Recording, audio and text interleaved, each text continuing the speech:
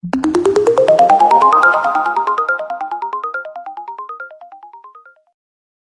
topic or presentation is going to be on voice assistants and what they are. So, what we're going to be going over today, we're going to be introducing what a voice assistant actually is. We're going to go over some popular ones that you may already use, may already see around, some applications and use cases of all of these, and then we're going to do a little bit of a demo where we watch a video on it. So, just to introduce us to voice assistants real quick, voice assistants technology refers to digital systems that use voice recognition, natural language processing, and artificial intelligence to understand and respond to spoken commands. Voice assistants can respond to a variety of tasks from setting reminders and answering questions and controlling smart home devices and playing music. And as these assistants continue to evolve, they're becoming more integrated into everyday life, offering increasing levels of convenience and accessibility. So here are some popular voice assistants that you may already see. If you have an Apple phone or a iPad, Apple Watch, Mac, basically anything Apple, you're going to see Siri pretty much on all those devices. Now, Siri is a little more device specific. You're not going to have it unless you have a HomePod set up like somewhere specific in your house. Like, oh, actually activated mine there. But a couple features it has is you can actually, the same as like with the Alexas, you can actually say like, hey, and then I'm not going to say the name because that'll actually trigger all your devices if you have it near you, but like it'll respond to you like that. It also has features like voiceover for the visually impaired, so it can actually speak out what's on the screen and make things easier for people who can't see as well. It's very seamless, so you can do one thing on one device and then pick it up on another Apple device. And you can also use shortcuts with them. So you can set up in the Shortcuts app on any Apple device for a specific command from Siri to do a specific thing, like turn your lights on if you have a Apple Home thing in your house. So there's a lot of cool things you can do with Siri for sure. Looking at Google's Assistant, we're going to mainly see that on Android smartphones, Google Nest speakers, smart displays, Chromebooks, and third-party devices. I've actually seen them on TVs recently. My TV is a smart TV and it has Google Assistant on it, which is kind of cool. You're going to see it well more integrated with Google services. So whenever you use Google, the search engine, searching for maps on Google, their calendar, and YouTube. So some of the key features that we see from Google's Assistant is it leverages Google search for accurate and comprehensive responses. So basically, it in like normal terms, that basically means it's actually using what you use on a daily basis, like google.com, to get the best results for you. In addition to that, Google does have like a really wide smart home kind of environment and ecosystem. I think we've talked about that before, what those are in a past webinar, but basically you can control like your smart home environment since that's already built in with Google with this assistant. There's also some routines you can set up with it. It's kind of similar to shortcuts on Apple, but you can tell it to do something at a specific time. And through that, you can have it like turn your lights on at 5 o'clock when you get home. And a cool thing here is that this one's actually multilingual. I believe Siri's multilingual now. I don't know for sure. You might not be able to check in on that, but Google Assistant can support multiple languages and switch between them seamlessly, which is really cool. Then we have Alexa, and this is a very popular one. I've used this one before. My family uses this one. You're going to see this one on Amazon Echo devices. Those are like the physical things. Fire tablets, Fire TVs, and third-party devices. Those are just going to be any devices with an Amazon integration. So Alexa still does have a pretty big smart home like ecosystem type of thing, like kind of a similar thing to what Google has, but theirs is more centered around the actual like device. So you'll have the Amazon Alexa actually be the hub instead of having like a separate device to handle all that stuff. Um, so some of the skills we see here of Alexa is it has thousands of third-party skills that they're really like apps that extend functionality.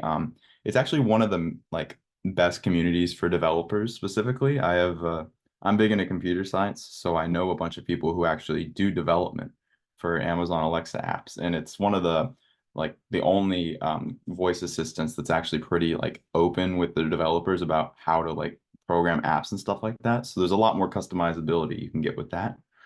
Same with all the other ones. You can control your smart home if you have an Amazon Alexa smart home kind of setup there. You can also shop using the Amazon app. You can actually, I've had it not be a good thing a couple times where I've asked it to buy something and then it just does it and buys the wrong thing because you can't see what it is. So be a little careful with that, but it does work very well. It'll just use your payment information and buy something, like based on your input. And multimedia is actually a really good one here because you can actually control the music and video streaming services. So if you're playing a movie on your TV, you can actually tell Alexa to turn the volume down. It'll do that. If you're using Amazon Music, you can tell it to skip a song, even if it's on another device, it'll do that. Prime Video is another one it can control. Samsung's Bixby. This one I think is getting a little more popular now. I haven't seen it around a lot, but you're going to see it on Samsung Galaxy smartphones. So not just any Android phone, you're going to see it on Samsung Galaxies. Same with Samsung Galaxy tablets, smartwatches, and smart TVs and smart home appliances. So there's technically Samsung Galaxy doesn't have its own like physical ecosystem, but they use smart things for smart home control. So you can still link things up. It's just not as like dedicated as the other ones we see here. There's a couple key features we have with Bixby that's not on the other ones. So we have Bixby Vision for image recognition and augmented reality feature. So you can actually like see things in your room with it, and it can actually recognize various things, which is super cool. With the routines here, we kind of see the same thing that we saw on the last couple ones where you can actually tell it to do something at a specific time, like turn your lights on or turn them off. Or with this, something that would be more relevant is like starting a washer or dryer. I know that my smart appliances for my washing room actually has like Bixby on it, and I can control it from my phone, which is like really cool. I can just tell it to start like my washer. Doesn't make much sense because if I'm going to go in there and put the clothes in, you can still do it, but you can start it remotely, which is cool. Bixby is much more customizable with a lot of commands and routines available to you. And it's aware of context, which is something really important nowadays. It's like you can actually have a conversation with it. But more importantly, you can understand the context within the apps and carry out multi-step tasks. So that's really cool. All right, now we're going to see some application and uses here.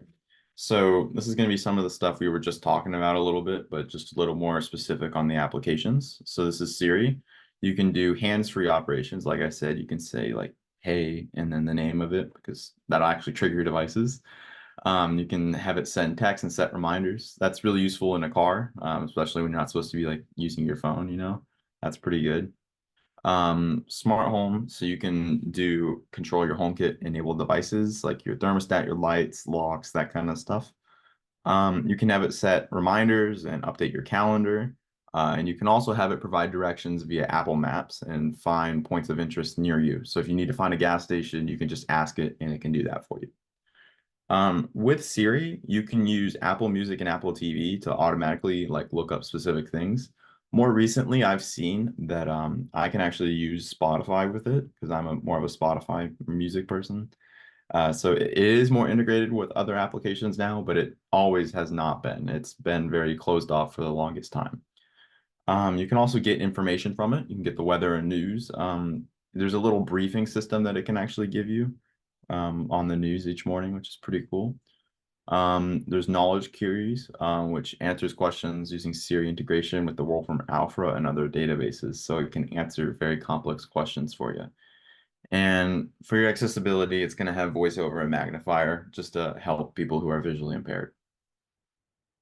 Looking at Google Assistant here, we're going to see kind of some of the same things. A couple things to point out that are kind of unique is that you can play games with the Google Assistant. I know that's a bigger thing on the Alexa and the Google Assistant here. Not so much on Siri and Bixby. That's not something they've really been going for. We also see information retrieval. Another unique thing here is the multilingual and translation features, which lets you seamlessly switch between different languages and provide real-time translations. And it can act as a real-time language interpreter, like for conversations, which is super cool if you have someone that you can't communicate with because you don't know their language. And finally, it's integrated with Google services, just like Apple's more integrated with their services. I'm not sure if Google's more moved over to supporting other services yet or not, but Apple has. So that's kind of a cool thing to keep in mind. Then Alexa here, the main difference that we've seen here with Alexa is the shopping services, since it is connected directly to Alexa. So you can have it buy very different, like you can ask it to buy something from Amazon and it'll do it for you. You can also use their third-party services, like I was talking about earlier. There's a lot more of those because of their openness to developers. You can order food from them, buy ride shares, and more. There's honestly endless possibilities there. You could even program your own if you know how to do that, but that's well beyond what we're going over here.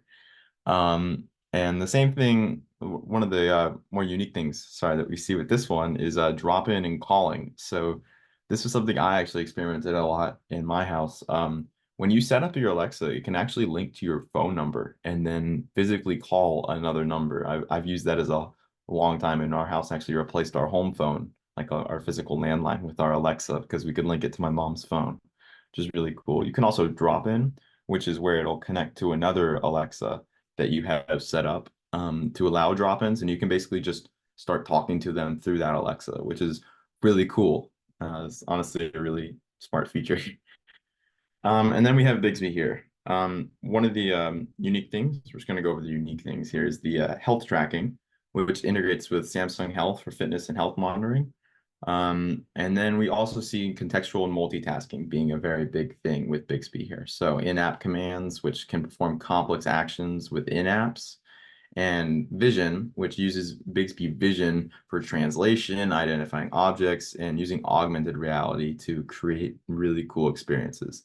Augmented reality is like where you can kind of like you can use your phone and like take a video almost, but it'll like put things on your screen and see things for you. So that stuff's honestly, that stuff's been really cool for a long time. Listening to this presentation, if you'd like to learn more about this lesson with a Cyber Seniors mentor, you can visit cyberseniors.org or call the number on the screen here to register for a one-on-one phone session. And in addition to that, we host weekly tech drop-in sessions from 2 to 3 p.m. Eastern Standard Time on Thursdays.